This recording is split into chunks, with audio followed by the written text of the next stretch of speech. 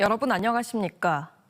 보령댐 광역상수도 밸브 고장으로 수돗물 공급이 중단됐던 홍성과 서산, 태안, 당진 등 충남 서북부 시군에 순차적으로 물 공급이 재개됐습니다. 각 자치단체들에 따르면 당진시의 경우 어제 저녁 7시쯤부터 대청댐 관로를 이용해 가장 먼저 수돗물 공급이 시작됐고 보령댐 광역상수도를 이용하는 시군의 경우 밤 12시 홍성군 갈산 배수지부터 수돗물 공급이 시작됐습니다. 이후 새벽 5시 반부터는 서산시 저지대부터 물 공급이 재개됐으며 가압장으로부터 가장 멀리 떨어진 태안 지역은 늦은 오후부터 정상적으로 수돗물이 공급됐습니다. 이번 단수 사태를 초래한 밸브는 지난 1998년 보령 광역상수도 홍성가압장 준공 당시 설치돼 26년이나 지난 것으로 확인됐습니다.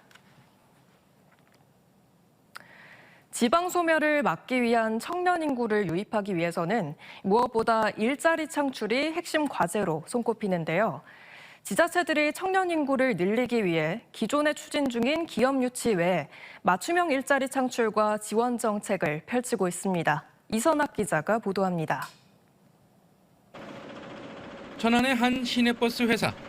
주 52시간제 도입 이후 인력 부족에 시달리던 이곳에 모처럼 신입사원이 들어왔습니다. 천안시에서 추진 중인 청년버스 운전자 양성 프로그램을 통해 입사한 신준철 씨입니다.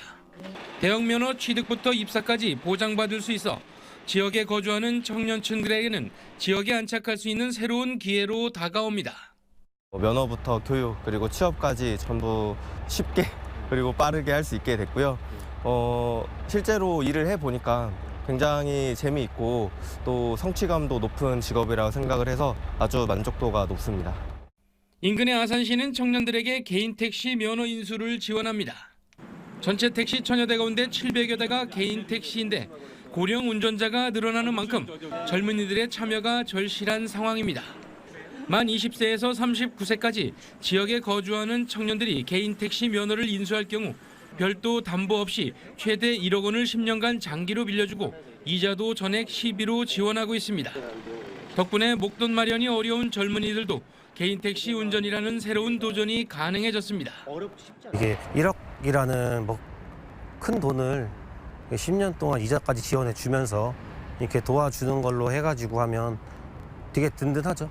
이렇게 또 전국에서 처음이고. 특히 아산시의 경우 삼성과 현대 등 대기업 유치 이후 인구가 꾸준히 늘고 있고 청년 인구 비율도 27.5%로 전국 평균과 충남도 평균을 웃도는 상황. 저출산 문제 해결을 위해서는 청년 인구 유입이 중요하다고 보고 기업 유치뿐 아니라 지역의 청년들이 안착할 수 있는 맞춤형 일자리 마련에 주력하고 있습니다. 아산시는 또 청년 친화도시로서 청년이 필요로 하는 그런 다양한 수요에 맞는 그 지원책을 이렇게 마련하고 또 그렇게 추진하고 있는 그런 상황입니다. 저출산 고령화로 인한 지방 소멸을 막기 위해 지역의 중소도시마다 인구를 늘리기 위해 다양한 정책들이 시도되고 있습니다. TJB 이선학입니다. 충남경제진흥원은 경기 침체가 이어지는 가운데 도내 기업과 소상공인 지원을 위해 천안 독립기념관에서 내일까지 일정으로 제3회 희망드림 판매전을 개최합니다. 이번 판매전에서는 도내 중소기업과 영농조합법인 등 120여 개 기업이 참여한 가운데 지역 특산물과 공산품을 10%에서 30% 할인된 가격에 판매하며 경품 이벤트와 축하 공연 등 다양한 문화 행사도 진행됩니다.